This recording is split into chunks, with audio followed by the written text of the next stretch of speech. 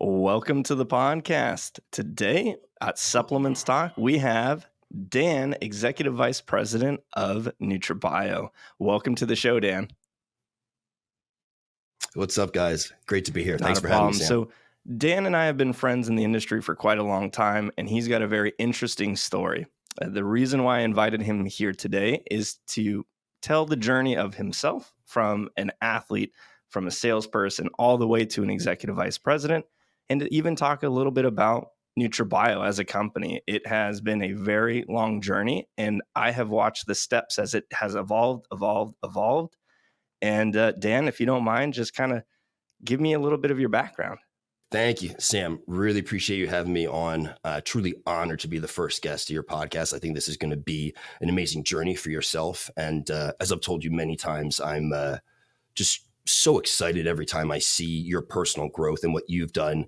And I know hopefully we'll have a little time to get into that too. I think you need to interview yourself to tell your story at some point. So that has to be done as well. But a little bit about me. Again, Dan Margolis. I'm Executive Vice President of NutraBio Labs, a company that I know and love, and I've been a part of a long time now. So I've actually been involved in NutraBio since 2012. Quite a long journey. And when I actually started, I came on board as an athlete, and I was actually competing at the NPC Nationals at the time. And NutraBio really helped and supported me along my bodybuilding journey. And at the time, I had my own personal training business. I worked 3 miles from where I lived. I had a very short commute. I probably had 8 sessions a day and did online coaching as well. But certainly didn't know what I was getting myself into when I got into this industry, but complete 180 turn from doing personal training to going into this business and all the steps as I've progressed and NutraBio has progressed over the last decade plus. So actually transitioned from an athlete to was going out and doing demos and helping support the brand and getting it launched into like stores. Like a demo rep starting out, right? And exactly. Yeah. Just going out. And this was, it was definitely different for me where when I was doing this, I was taking like a loss from actually not doing training. So every time I was going out and doing these events for NutraBio, I was losing money. This was not something I was doing to profit. I was doing it because I truly love NutraBio. I believed in what NutraBio was doing. And I quickly saw that, I've always been involved in some type of sales. But if I believe in what I'm selling, I can be very good at it as well. Right. So I was never the type of guy that could really just sell anything. If I didn't believe in it, I could sell it, but I could maybe do 2 or 3 sales before I literally couldn't even sleep at night. Right. And I'd be kicking myself as I drove into work. It just wasn't me. I'm an honest guy, and I want to help people. I want to see people succeed. And setting people up or selling them something that really wasn't true or honest is just not something that was for me. So, but I transitioned from an athlete, was going out doing demos. Mark gave me a great opportunity to come on board as a sales rep for NutraBio. I was actually, at the time he offered to me, it was actually the first sales rep for NutraBio. The very first one of the entire company. I turned it down, to be honest with you. Mark. At the time I was doing really well. I loved what I did. I loved training people. I loved competing. And my business was growing and I was very happy with it. But I definitely was getting burnt out dealing with personal training clients. And honestly, just my love and passion for NutraBio was growing so quick that I revisited it. I think it was about 2 years after Mark offered me the opportunity and said, listen, I think first off, I'm going out to these stores and there's definitely a disconnect between what's going on with the sales team and the stores. From a demo Things perspective, are not moving forward. Exactly. Yeah. I was getting a lot of complaints, and knowing the quality of the product and the way I believed we could be doing things, I knew we could be successful if we were treating customers the correct way and doing business the correct way. Returning phone calls. Just doing business. The essential steps of a salesman's process, right? Yeah. And when your accounts is calling you, don't let the sales, the phone ring because you want them to think that you're too busy to pick up the phone. That's It's not a great sales tactic, but it was actually one that was being used at the time. I mean, it was really just silly business practices. So it was honestly getting started. It was really easy for me at the time to kind of get started, get things going, and make some quick fixes and see the business grow very quickly. So I came on board part-time, doing sales. And I think that lasted maybe a month. Okay. And that part-time, I was working 50 plus hours a week. I'm like, all right, Mark, it's time to just, let's do it. No, exactly. Yeah. And I immediately was doing more for NutraBio than I was for my, full-time job. I was working all weekend long because I loved it. I was literally going out on the road and visiting accounts till Saturday at, 6, 7 p.m. And people are like, what are you doing at the store on a Saturday? Reps don't come out on Saturdays. I'm like, why not? I'm here to support your business. I'm here to introduce products, and I love what I do. I love NutraBio, so I don't have any problem going out on a Saturday. You had a passion for it. So you just stick to your passion of fitness. You transition that into sales and the business side. So you're the passionate rep that would show up when most people wouldn't. Yeah, man. No, so I built some really great relationships, and we started scaling the brick and mortar business very quickly. We built a team and transitioned from athlete and demo rep to state sales rep. I think my initial title was New Jersey, New York, Connecticut, and Pennsylvania sales rep. That's what my title was. Not even that's where I started. Northeast, so, they literally like state specific. No, that's pretty funny. 4 states. That's all I had. And so went from 4 states to, doing the Northeast, to doing national sales, to building the team, to moving from, to national sales manager to national account executive, or I forget the next transition, then to vice president of sales, and then to executive vice president, where I am today. It's just been an amazing opportunity that Mark's given me. It's awesome working for somebody that has a passion that not only matches yours, passes it greatly. He has a passion for this industry like no one else. It really is true. And it comes out in everything he does. And that's why, we were the first company to ever have a non-proprietary blend pre-workout. He was so far ahead. And he truly wants to help people, help our consumers with their health, their wellness, and their fitness. And I've had a great opportunity, and we've grown the business greatly. I think we're on track to be up like 480% since we started the wholesale business. So we've grown, greatly in that time period, year over year over year. And we continue to grow during COVID. And that's definitely something I think we'll probably touch on later is, some of the manufacturing capabilities we have and how we can quickly turn and we can work problems probably much faster than most companies. So it's been an amazing, over 10 years now. That's a crazy. So, going on over 8 years full time. It happened like that. It's amazing. Thank you so much for sharing. It's been just fun for me being in the industry like you over 10 years and watching the journey of the growth that you guys have done, watching how like you yourself, like you've gone through those different stages.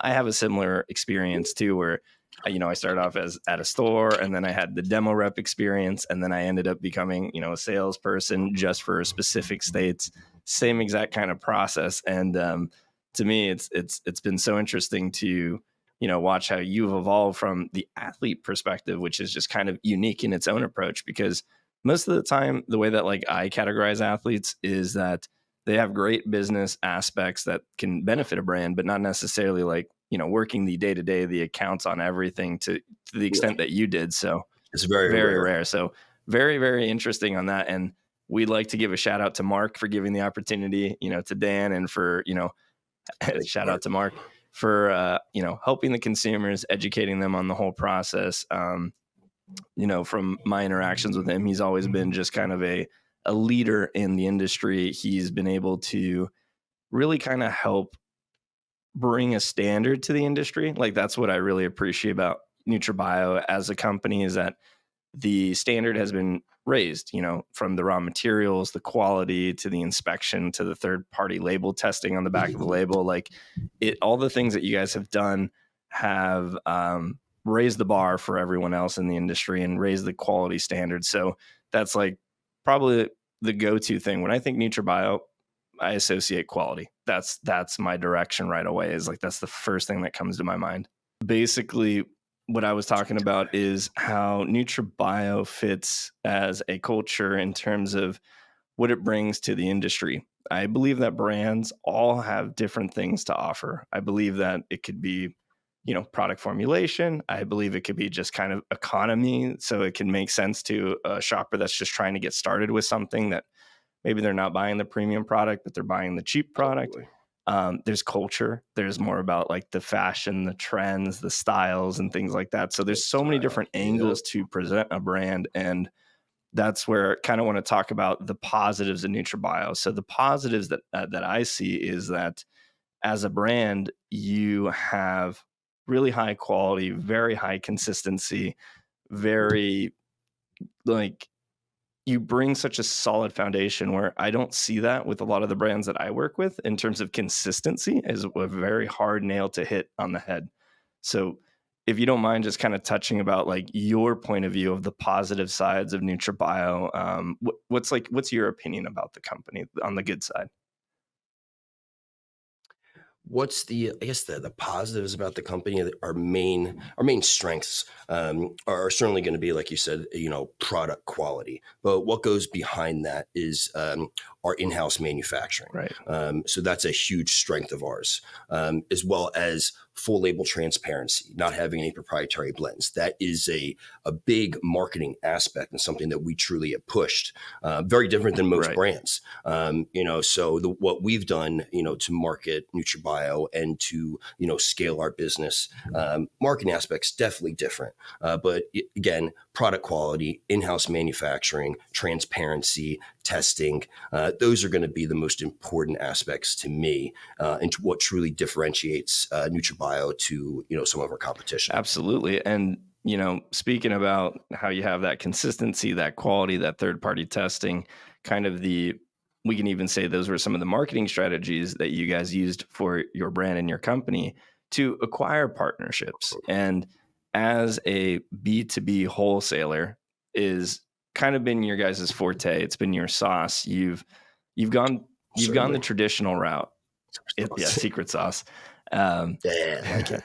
So with that, you've gone the traditional route of building a supplement business. And the way that I see that is when you hire sales staff members, when they go out and they interact with the owners, when they connect with the retailers, when they understand the concerns.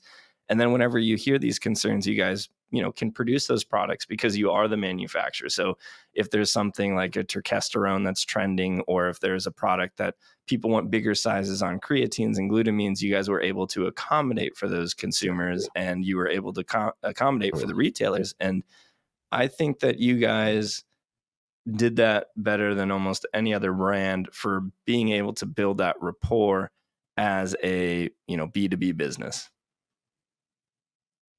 I would definitely agree with that. And that has led to a large portion of our business, and increases our business where other companies were losing.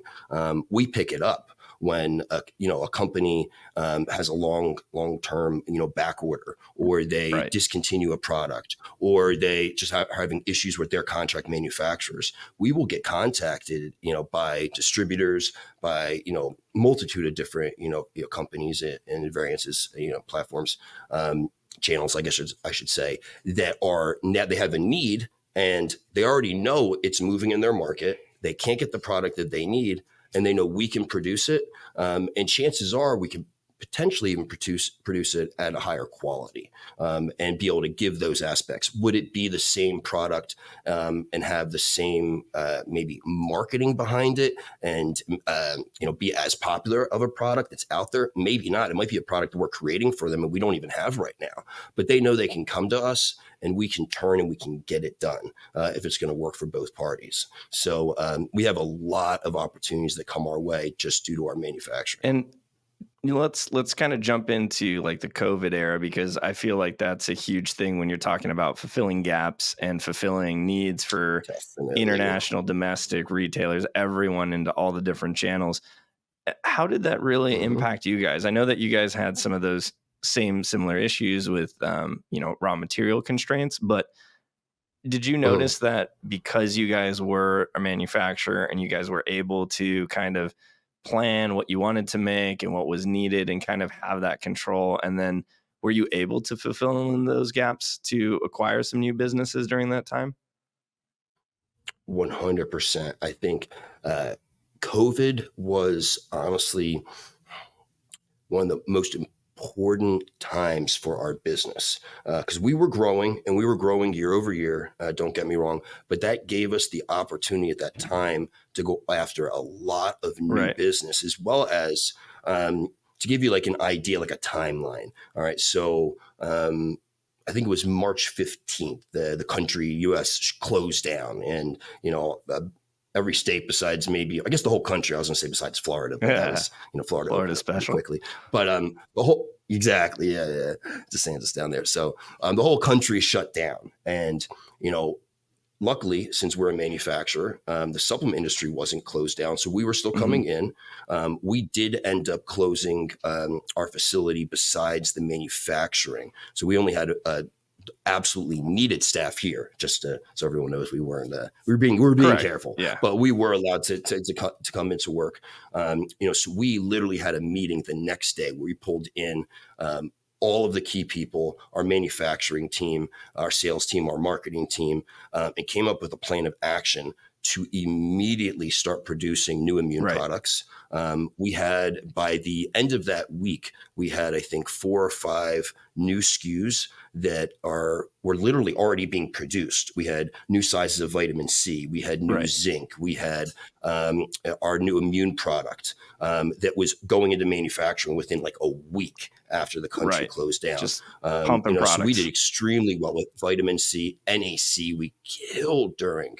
The NAC was crazy for like 2 years. So we had a lot of products that we immediately, once we already had, and we created new sizes and different variations of those products, we immediately started producing those. And every day I had a sales meeting with my team. So we had even more Right. contact. So while everyone was laying off their sales team, I told them, I said, listen, guys, we are not laying anyone off. Now, I don't know what the future holds for us, and nobody knows what the future holds at this time, but we're going to do everything we can to control our own future. And what that takes is us busting our Right. ass every day. We're going to have a sales call every day. We're going to create new promotions every week or every day if we need to. And we're going to give you touch points to call these stores and stay in contact. And it was definitely different for the sales team because they're used to being on the road at least 50% of the time or more.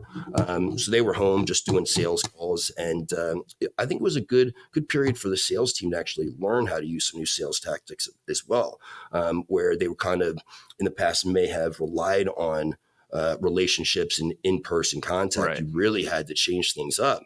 And we used it, we leveraged it, and we were able to grow during COVID considerably, as well as be given a lot of opportunities that other companies couldn't convert on. GNC literally sent out an email to their entire list of franchises with our contact information. Contact NutraBio for creatine, contact NutraBio for Wow. NAC, multiple emails. And so GNC was pushing their entire franchise, business, our way. So we picked up a huge, business with GNC franchises over that time and continued to grow it considerably over the last couple of years. So yeah, we use our manufacturing as a strength, and it certainly has paid a large dividends. That victory alone just kind of, to me, it feels like it cracked the momentum for you guys. I felt that you were kind of in this rut of B2B and kind of trying to figure out how to expand. You started Definitely. touching international a little bit prior to COVID, a little bit more. You were focusing on some key markets. And then the next thing is that you start having these success stories, these victories with, throughout the pandemic, through the GNC specialty channel. And then basically after that, you guys kind of just started, I felt like, almost like if you were in a marathon, you started jogging, you started running, you started going at a way faster pace than I've seen you guys go before. Not just from a hiring perspective in terms of you expanded your team, but also just on, the expansion. Like you guys cracked into more international markets. You guys went into, more channels of business. You've cleaned up, your online presence in terms of things. And that kind of goes into the next victory that you guys have had recently, which is you started doing your own D2C and starting to develop your own more of like a personal touch to the branding. Definitely. No, it's been exciting. I can definitely say our D2C was our weakest channel. And I do believe that that's changing quickly. Not that Amazon is D2C, but we definitely, we scaled Amazon, very quickly to build a great business on Amazon. And now I believe we're converting some of those customers back to real D2C with our new Shopify platform. We brought on a new marketing manager, Alex Barrio. Shout out to him. He's done an amazing job. He's done a lot of projects. Our Shopify platform, as well as a lot of projects for wholesale that we're also tying into D2C, and a lot of stuff to come. Actually, a really exciting product launch coming next month. I don't think I've even showed you this, definitely but we haven't have, heard anything. and you will like this. This is going to excite you because it's hitting on every aspect of our strengths, but also our weaknesses, which has been our labeling, our flavoring, things of that nature. But in September, all right, we are launching a liquid L-carnitine in 3 flavors, and we have more coming. All right, the flavors are all right. The labels are off the chain, and this is just like a flat label. This is just it's not a real bottle yet, but whole new look to NutraBio. New look to our marketing. So we are really stepping it up when it comes to D2C. I'm really excited for it. That's going to be a huge launch for wholesale, but I definitely think we're keying in and we're creating new products that are more exciting. The labeling is, there's a night and day difference where we had more like just kind of pharmaceutical looking before. It was really clear what the product was. And it was funny. We had some wholesalers that like loved our labels and some that like it was like polar opposite opinions. And it was very mixed. It was interesting. So I'm sure we're going to do the full rebrand, which is another thing we're doing now to really help for D2C. So we have the full rebrand coming. So this L-carnitine is going to be one of the first labels. We've launched our multi-sport men's and women's. That was the first label to come out because we were going into Walmart, so we had to have that ready. But we have a few other labels that are about to come out, but the carnitine is going to be one of the first ones in this new rebrand.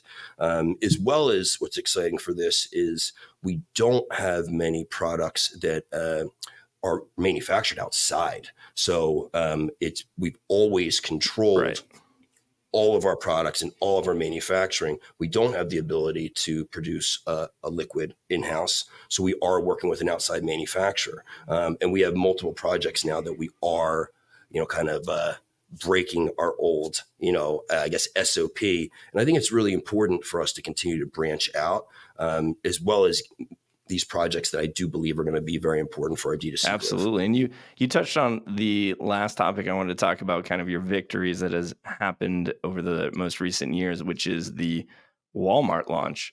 Getting into Walmart is no, easy task. And to actually have your products there just kind of goes with more brand recognition, more of how consumers are aware of your products and that they're willing to take on such an item. So, congratulations on getting into Walmart for the multivitamin. It's pretty cool to see that. And I did notice with the new labels with that, I was curious because to me, I noticed it had that new, I would say like more of like a modern-ish look, the kind of the new style. And I wasn't sure if you guys were going to do a rebrand, but now, your confirmation and seeing the L-carnitine bottle, it now makes sense as it kind of brings you guys into a facelift. So basically, we were talking about Walmart. We were talking about your success with the multivitamin. We mentioned that we saw the new labels. We talked about how the L-carnitine got the new labels, and that was kind of the most recent victory in your series. And over the last couple of years, it's kind of doubled, parlayed, increase, and you guys just keep on growing and expanding, including the last victory is that your recent international market, you have gotten into the market of Japan. Congratulations. That market is extremely hard to get into. Thank you very much. I would personally know. And basically, yeah, just wanted to mention those topics. Couldn't be happier to be, launched in Japan with an amazing partner, Suplinx. Shout out Suplinx With the logo over here. Shout out San Diego Sam. Thank you very much. No, it's we've always worked really well together, and I am just like jumping out of my pants for excitement for what's to come in Japan and some exclusives we're working on. Yes. And NutraBio is primed for growth in Japan. Consumers truly care about the product quality. And I think that, it's a huge opportunity. I don't know exactly where it can go to, but I do believe we'll be doing millions of dollars together in Japan. And it's just like a year or two away.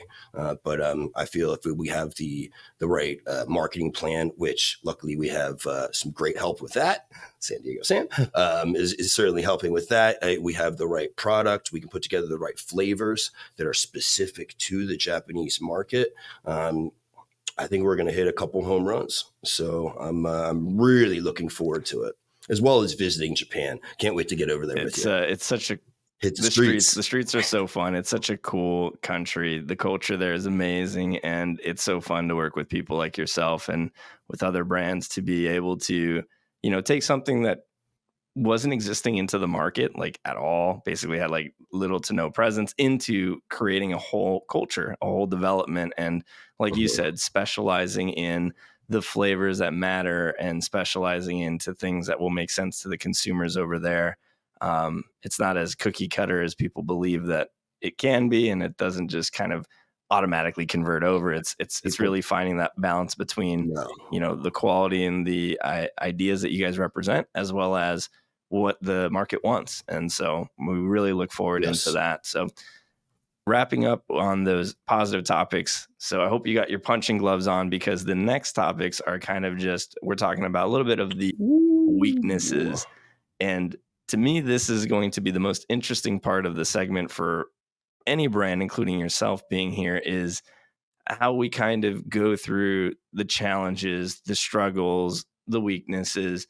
I believe that there's no perfect company and there's no perfect person or anything like that. So when businesses can openly talk about just kind of where they believe their weaknesses and their strengths are, it gives a lot more reflection. It gives chances for improvement. You've already mentioned through your strengths how you guys have been able to kind of grow and learn, and we've been seeing those changes.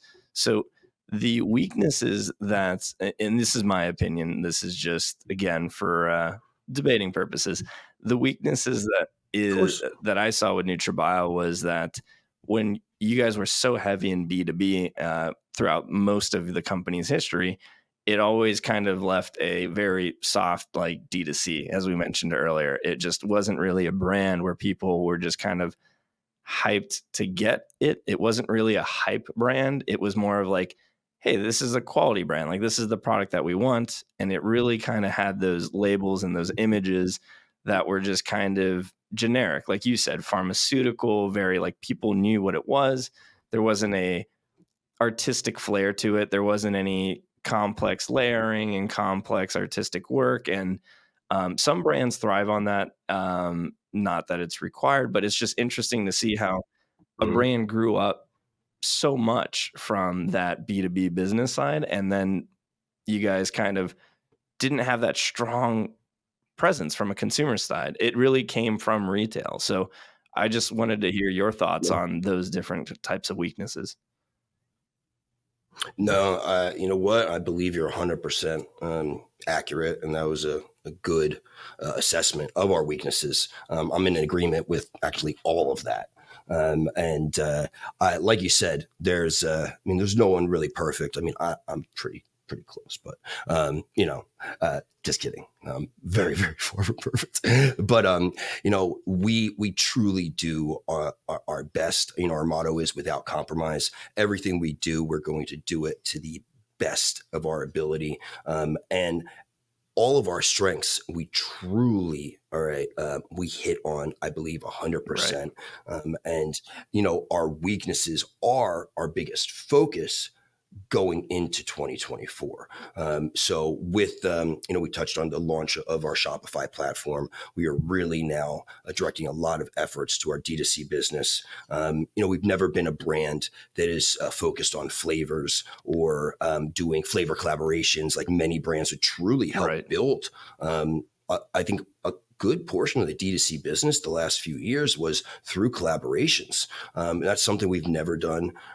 It's something that we've looked at, but again, that's never been our priority is flavors. Our priority has never been labels. So these are things that are changing. Obviously, we showed you kind of the rebrand, the new label. We're focusing on that. We're focusing on new flavors. We're reflavoring the bulk of our line, as well as we have some really great new flavors coming out. We just launched a new isolate flavor of vanilla caramel that is like out of this world. Brand new leg day flavor, passion fruit pineapple, which is just amazing for all the ingredients in that product for it actually to literally taste like something you would drink, and it's not a supplement. I mean, people like, I would just drink this just to drink it. And so I do believe we really are improving those areas, and we're working on them. And I think over the course of 2024, you're going to see all of those weaknesses improve greatly. So, and like you mentioned before, we didn't necessarily have, we were big a B2B business, but we didn't have consumers that are necessarily walking into stores to ask for our product. Demand. We are, NutraBio and our sales teams kind of pushing the products in by having great relationships, having great quality products, by having good pricing. So we were kind of pushing it into the stores, and then the stores and their representatives were the ones really selling it and marketing it in store. And that's something that has to change. Even obviously there's a big differentiation between, the brick and mortar business and FDM and going into Walmart. But that's also been, at least for me, and I believe for our business, is going to be a huge opportunity and a need to get our products out to a whole new group of consumers and get huge exposure from going into a total of 2,024 stores. Even just in our multi-sport, I do believe that's a product that it also is positioned very well. And what we've been able to do is launch a product that I don't believe will hurt our brick and mortar businesses at all. So we are actually looking at that. It's very important to me to make sure our brick and mortar business knows that we are still very focused on them. And that is the bulk of our business. And we will not do anything to hurt that business. But we are growing and we are expanding. And we're looking at everything we're doing to make sure it works for each channel as well. We don't want to do something for D2C and it pull away from B2B. We want to grow each channel individually and support each one, and know that the consumers for each one, they have our love, they have our support, and we are launching these products, and we're building these products to help people with their health, their wellness, and their fitness. You really broke that down and explained it, and we appreciate the fact that we're being cordial about all those things. It's never an easy conversation to talk about the things that you're weak at, whether it's, from a personal standpoint or even a business standpoint. But, with the podcast and the whole purpose of this for everyone to learn is, I always want to have very honest and truthful conversations. I've always, what's the point if you're not, Yeah, hey. It's no one's here to hear a bunch of, bullshit and, fake lies and, fake news. Yeah, people always talk about the victories and the successes. And from my experience, you learn more from your mistakes. You learn more from, you were looking at what has happened. And you touched on a weakness that was in my mind. I didn't bring it up, but since you kind of already brought it up, is the flavors. When I was trying NutraBio, when it was in the retail stores, when it was building its presence and everything. Oh yeah, very different. The flavors were just really missed. Like there was a couple, there would be like the staple, here's your top, 1-2 seller. Then there would be an expansion of 6-8 different flavors. and they would just drop off. And a lot of like, kickback from like customer returns in terms of just like, I didn't like the flavor or those types of things. So it's interesting to see how you guys evolved, and that you chose, like I said, from, it was your strength and your weakness. So your strength was that you just made the quality products and you were just looking at effectiveness. That was like the whole staple line. And then basically flavor was secondary, where other brands are, it's only about flavor. It doesn't even really matter about ingredients. And that's the thing that I feel is the most kind of popular option to go for, because when you always go for quality does cost more. It is more expensive. It makes it more challenging to be competitive in the market when you actually put everything that's on the label into the product. So I felt like that was, one of your challenges, but glad to see that's kind of an overcoming weakness. Cause I remember I always buy your products, that the ones that I know that I need, and the ones that are just, cause I'm just like, I know the quality's there, but then when I go to the flavor, I'm like, there's other things that taste great, but they just don't have the same effect. And so that's why I think the consumer, stays with NutraBio. No, and truly, we have what I would believe to be the best customer retention in the entire industry. When we have a consumer and they make 2 to 3 purchases, they're never going anywhere else. They might for products like a pre-workout, and specifically because everyone's looking for a new pre-workout all the time, and but for flavors. But for those, I guess those kind of like base products, people will come to us month after month, year after year. And we do have, direct to the consumer customers that have been purchasing our product for 15 plus years. I mean, literally orders every single month because the products work. And also, we sell a lot more than just sports nutrition, pre-workouts and proteins and whatnot. So we've been able to build a wide business where we have consumers that literally just, want an amino acid for a reason that we wouldn't even think about. I mean, we just did a deal with a university for a bulk amount of creatine. I forget the exact amount, but they're doing some type of research study on it. Cool. So, I mean, we have so many different customers. It's so wide. And also what excites me, because I'm always working with new businesses, new people. It's not the same thing day after day after day. And in the same day, sometimes I feel like I could be working what could be like 5 different jobs, which is sometimes can be a little tedious, but at the same time, it keeps it exciting. It keeps it fresh. Really excited for these new flavors coming out as well. Excited for you to try them. I'm excited to try them. And it's just come such a long way because the truth of the matter is, not too long before I started with NutraBio, I mean, flavors weren't even a thought. That's true. Yeah. I mean, literally, almost the entire line was unflavored because it was just like, flavoring. Yeah. Like, who needs flavors?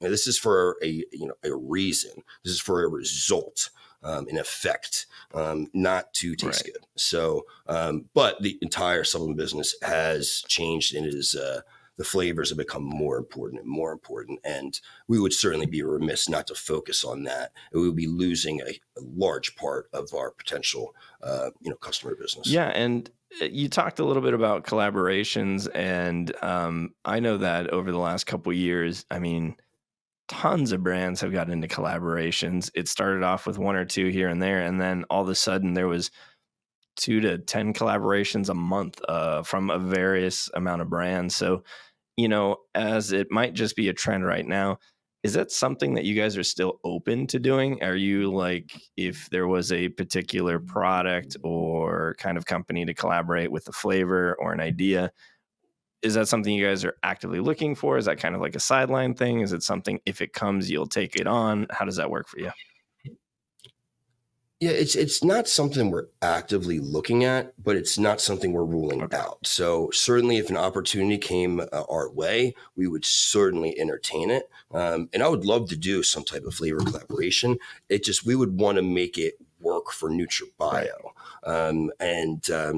I think there's a lot of different ways we could go at it, and there are a few collaborations that we are currently tossing around, to be honest. But will they happen? I'm not Right. sure. We need to make sure it works for all parties involved, as well as it's not just something that is to be showy and get in the news, for a Stack 3D article, and not necessarily actually really affect the business. Right. So I always want to make sure this is not something that we're just putting out to get in the news, kind of be seen more by the rest of the industry than actually something that is going to turn and we're going to be able to sell. So I personally, I'm not a showy guy. I don't need people talking about me. I don't need to take credit for anything. I just want to sell some Yeah. product, man. I want to sell a Volume and lot of it. I numbers. want to get Yeah. into new countries and new channels, and being able to market a crazy collaboration, unless it's going to help the Sure. company's growth. It's not important. It's really important to me, I should Makes say. sense. So we're going to move into some rapid fire questions. These are just kind of whatever's the first thought that comes into your mind. There's no right or wrong answer. We're going to talk. Yeah, right. Blue. There you go.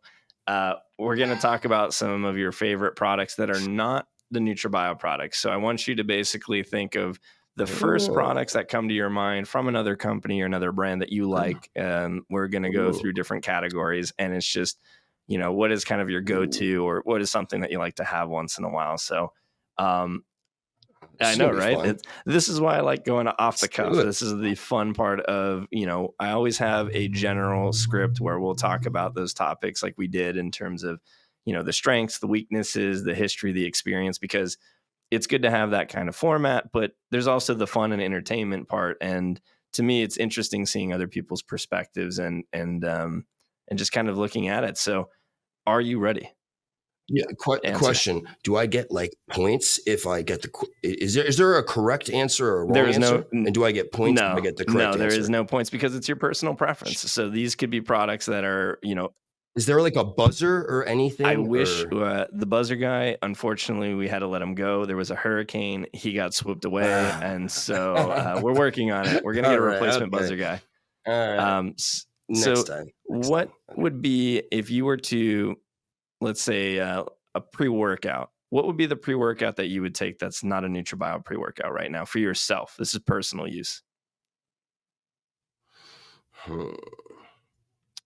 To be completely honest, for personal use, I don't use many pre-workouts. So what I would use for pre-workout would generally be some type of like pump capsule, if I was using another brand.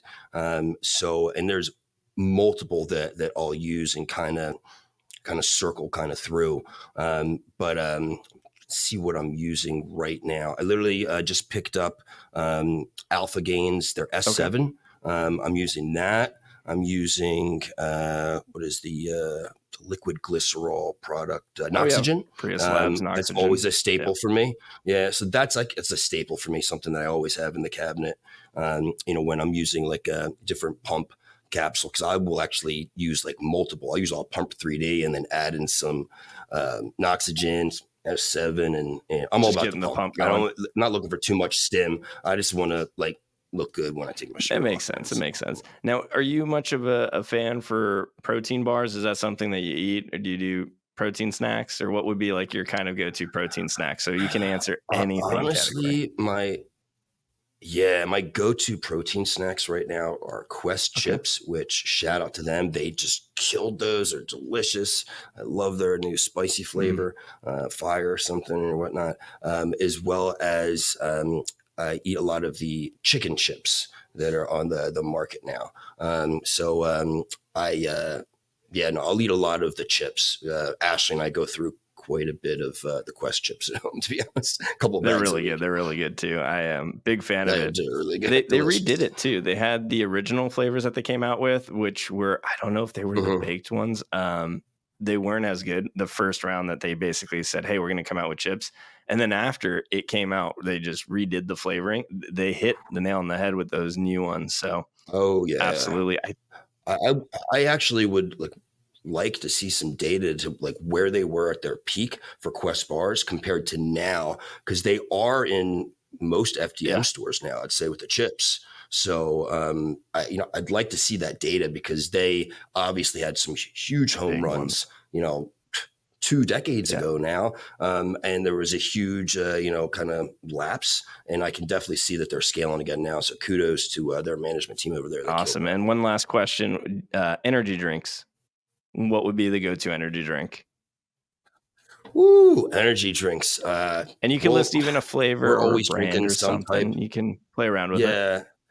You know, I don't drink too many Okay. energy Still on drinks, the nose, honestly, Tim. because ever since we launched our amino kick, it kind of would be, it's very similar. So we always have our amino kick stick packs laying around, and we have a water cooler. So generally, I will use those, but we do drink energy drinks too, and we'll kind of Rotate around the rotate office. through them as well. So sometimes we'll just grab them from, quick check around the corner, and it could be a Monster or Sure. whatnot. But I do love the Rays. They are honestly probably my favorite. Love the team over there. I think you know those Might know guys. those guys. Right? They also might be on Yeah, you might know coming those guys. soon on a future podcast. Who knows if that What? happens? We'll find out. Hey, guess what, Lex? I was number 1. You might be number 2, 3. I'm not sure where you are, but Well, we'll have to call them out when it does it. So just kidding. Love you, good Lex. times. We're going to do a intermission real quick, and then we have just 10 minutes left, and then we're going to wrap up. So we're going to do just a quick change, and then we're just going to go through a couple back and forth, and this is going to be more freestyle. So you'll be able to, you feel free to ask me questions or opinions on things about anything. I'll do the same, and it's just kind of like our regular conversations. So the whole goal of that is to.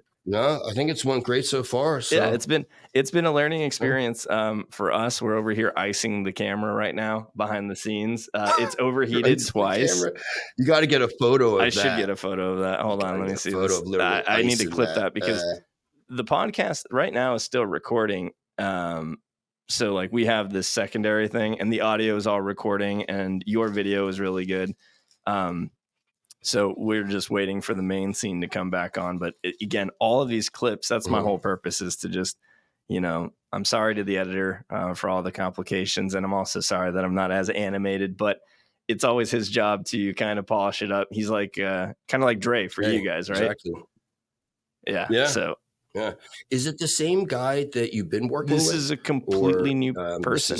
So we shot out, I did an intro video and I sent it to a couple of editors, and I wanted to see kind of what they could do and see how it would turn out. And I'm working with one right now, and hopefully throughout this whole series, we're going to have him working on these things, and hopefully this becomes a completely long-term project. My goal right now is we're going to do 90 days of this consistently. I'm going to release at least one video a week with one of the companies. I'm filming 3 to 4 a week right now because I want to build up a library of content portfolio.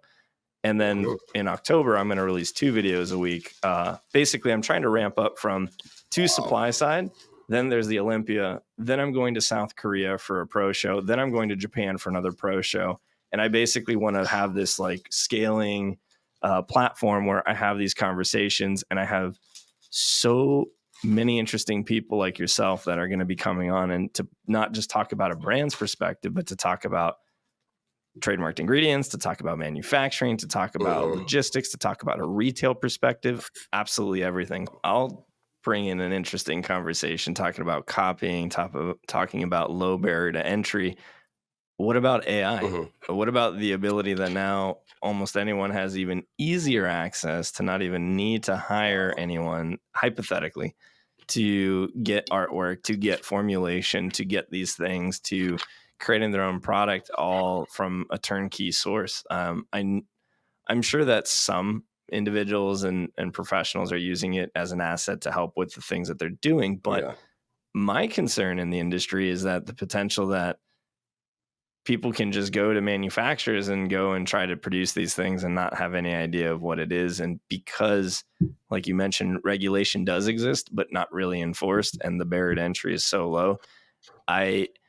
As the years continue, the amount of brands that enter the market is higher and higher and higher every single year, with just more copying, more, more details to labels, less details to label, more details to formulation, less detail to formulation.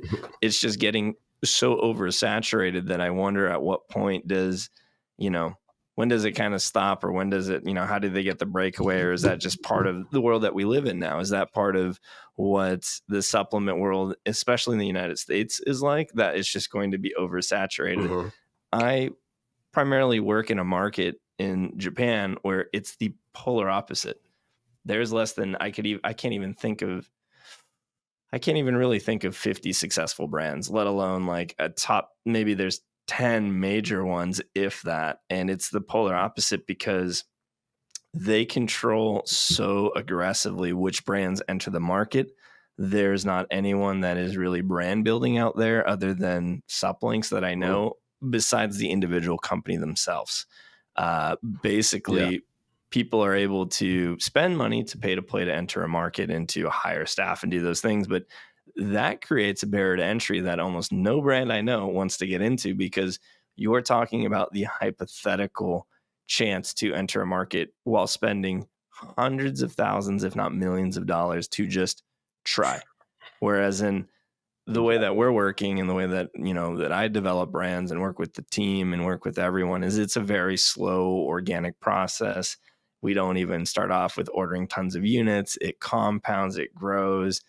You can speak even on behalf of that. Like, that whole process is not an overnight success. It just takes years. But the brands that do enter the market, there's brands that I know that independently, that I don't work with whatsoever, that are doing 120 million a year alone in just Japan, just in one market. I know brands that are, working through distribution or getting, through different partnerships.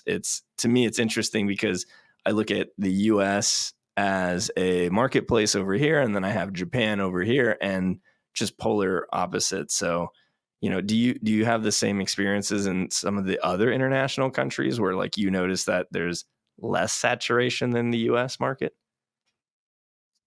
100%. The U.S. market is one of a kind. I mean, it is for I think for most businesses, but the U.S. business certainly leads the rest of the world economy when it comes to supplements. I think a lot of it starts in the U.S. and it kind of leaks out, but I would say the bulk of international business and international their countries are years, if not a decade or more, behind the U.S. when it comes to supplementation. I see that a lot. So it's extremely important when I think for any brand, when you're looking at entering a market, looking at it as an individual, all right, and not looking at it as cookie cutter. This is what works here. This is going to work there. These are the SKUs that we have to go Here's in. my top seller list. It's Carry it, Sam. Exactly. Yeah, no. It's what works for you, and what could we do to even enhance that? Is there a product that you guys need? So again, like, since we have our manufacturing, that we can produce, and we could even make it exclusively for you. We could, there's so many different options that we have, but it's very important looking at a country, individualized, and finding what works for that country. Specifically, I think the most important part is having open dialogue with your partners and finding good partners that are going to invest with you, not just take the product, throw it on a shelf somewhere. I mean, what you do is very different than, I mean, you truly are one of a kind with how we're working with our partnership. But we also do have some really great partners in certain countries that, work with us. This is what we need for our market. This is these products. This is the marketing we need. And we work together on building a plan. It's not just throw the products on the shelf. Yeah, so you bring up a great point, and this is what inspired the podcast. Like, this whole conversation that we're having now is why I wanted to get on here, why I wanted to talk to people and to expose these kind of conversations, because I find myself every single day talking to executives and owners and manufacturers and everyone throughout the industry. And the biggest thing is that We do not operate, and I do not operate like the typical wholesale international partnership. It's back in the day when I used to be a sales rep, it used to be that was the style. Like, hey, I found this account. Hey, they put in this order. I just got $100,000 order. This is great. Everyone's happy. That's it. They basically kind of build it. Oh, you know what? They need some promotional things like some shaker cups or some samples. Send it onto their order. Everything's fine. Maybe show up to a show or something. It doesn't work for my style of how I like to do business. I'm so hands-on and Yeah. involved with every single aspect, whether it goes from finding an athlete that fits the team, whether it goes to making sure that the flavoring and the products match the market, to price point sensitivity with economics.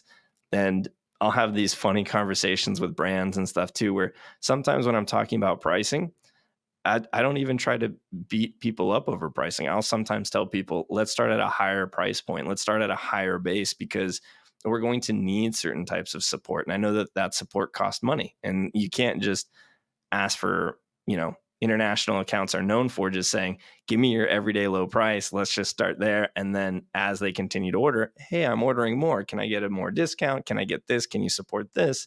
And you look at the economics and you go, man, I'm in the hole with this account. I'm not even making money. I'm not even investing. So it's so interesting how that whole market approach is different for us over in Japan as well as within the United States. So that's kind of just the inspiration of the podcast. That is why I brought it in, because I love having these conversations and I love picking brains and talking about like the pros and the cons, the strengths and the weaknesses. And I was like, you know what? We got to put this on video. We got to invite people over. Let's have Dan over. Let's go have, Lex, Shane. Let's go have multiple people over. Let's have all different kinds of perspectives, because I truly think that that's what's going to force a little disruption in the industry, at least of what I can do. I like to just have the conversations and at least tell people like, listen, we might get a little dirty. We might talk about your brand and the strengths and weakness side, but we will never talk bad about anyone else. We'll just talk about ourselves, because that way we can play fair. If you can defend yourself, it's a fair fight. So over here, that's pretty much what Supplements Talk is all about. And, we appreciate Dan for coming in and representing NutraBio and giving us his time and his perspective. And we look forward to having him again in the future. So thank you very much, Dan. Let's do it. Yeah, thank you, Sam. Again, just truly honored to be invited on the podcast, even more to be the first guest. Certainly look forward to doing this again. And maybe just throwing this out there, a little kind of light bulb went off in my head as I was like, ooh, maybe getting some podcasts where you're doing a panel as well, where like you had like me, Lex, multiple VPs from companies on, and having a good debate on topics. That is a fascinating topic. I would love to have that. And I would love to invite controversial individuals too, from different perspectives, because as it makes it entertaining and it makes it fun. And I feel like it will help bring the level of, from a brand perspective, from a company perspective, from a supplement industry perspective, we'll just be able to raise the bar, just like NutraBio has in terms of quality and in terms of just being the foundation for their products. Let's have that come on live. So this is a future prediction of what's coming live at Supplements Talk.